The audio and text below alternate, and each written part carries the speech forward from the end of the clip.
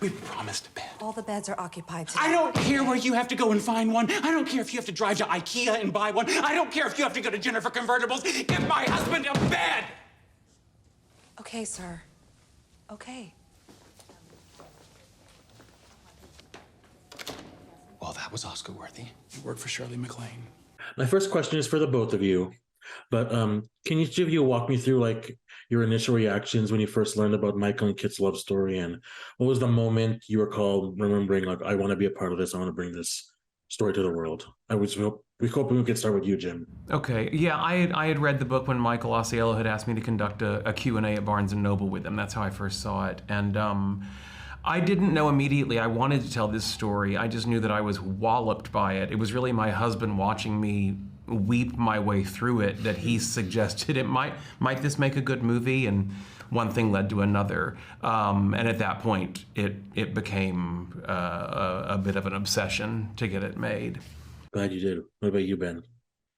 I was first exposed to the story via reading the script, and I didn't read the book until I knew I was definitely going to play Kit. And I think my reaction was, and I wrote to Michael saying this, that it broke my heart, put it back together again, and inspired me and taught me how to love better. And I think you always want to be part of something that has the power to move people, and I think the book certainly does this, and I think the film follows suit in that it has the power to both make you laugh and make you cry.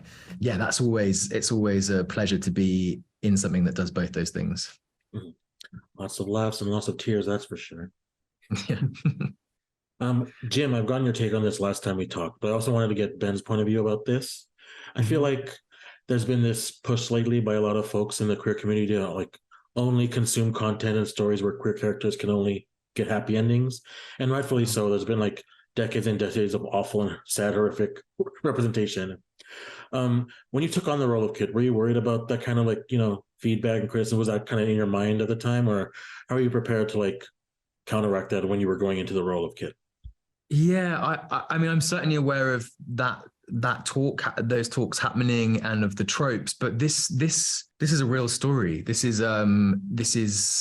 true, and I think that's what we most want as a community, is to see ourselves truthfully represented, and not skewed one way or the other. And the fact that there have been so many tragic stories told, that's because there has been a lot of tragedy in our community, and I think those stories really hold a vital place, being on screen and in books and on stage. That's where we've learned most about ourselves. Certainly my generation need to learn about that history, and that's where it's there exemplified. But at the same time as that, we want representation in its entirety, and that is also about joy and about love and about relationships. And what this film does is look at the complexity of a relationship, not just the rose-tinted version of that. And that I felt really passionately, and I'm really proud to be a part of a film that does that shows what it is to be in a long relationship and the things that you negotiate, how time changes that, how life changes that, how growing at different rates changes that, how being attracted to people outside of the relationship, and then ultimately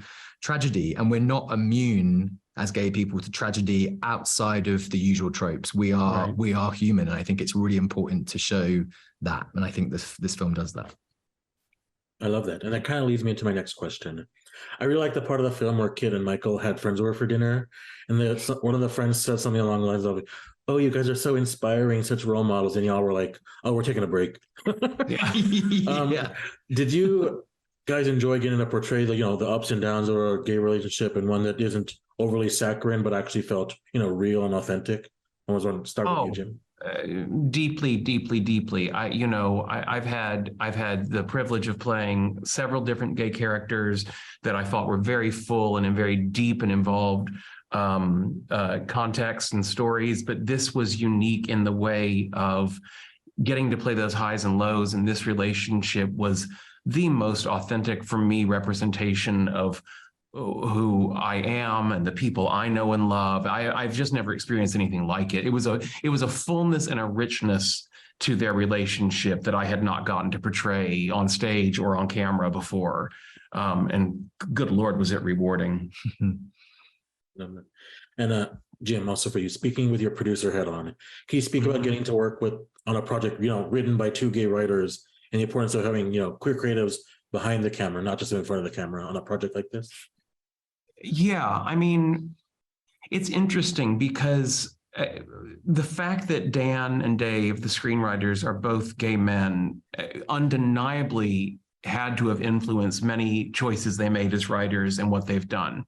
But what's funny is that the bigger takeaway I had from it when they presented their idea was it was the most creative but organically grounded in the format of Michael's book. They took, because Michael's book has that kind of framework of TV terminology and previously on and yada yada, and they kind of took that and made it cinematic and made it more visual, and that's why you've got all these TV bleeds and little moments and things that happen.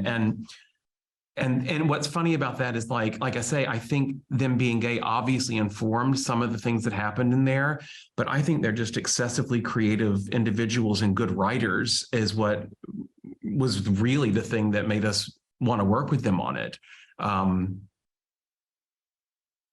I think I just hit a period. Period. Yeah, gay writers have that finesse. I feel like this worked for this story. Maybe. So great. Yeah. And I'd be remiss not to ask Ben. Not many people get to say Sally Field is my mommy. So how great was it to work with her, especially since, you know, Kit had a great loving relationship with his family, and not many gay men of that generation are lucky enough to have that and get to say that.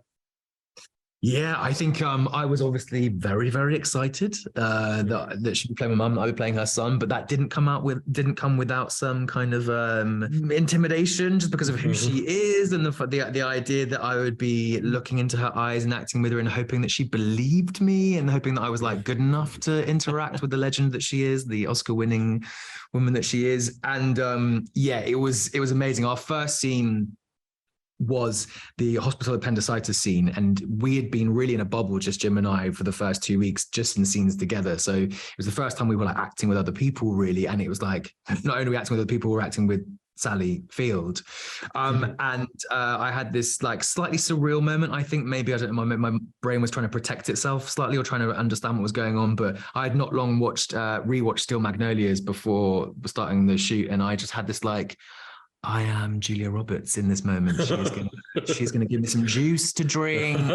Maybe that was a fantasy of mine, but I was kind of living my fantasy in that moment, which I was very happy to do, of course.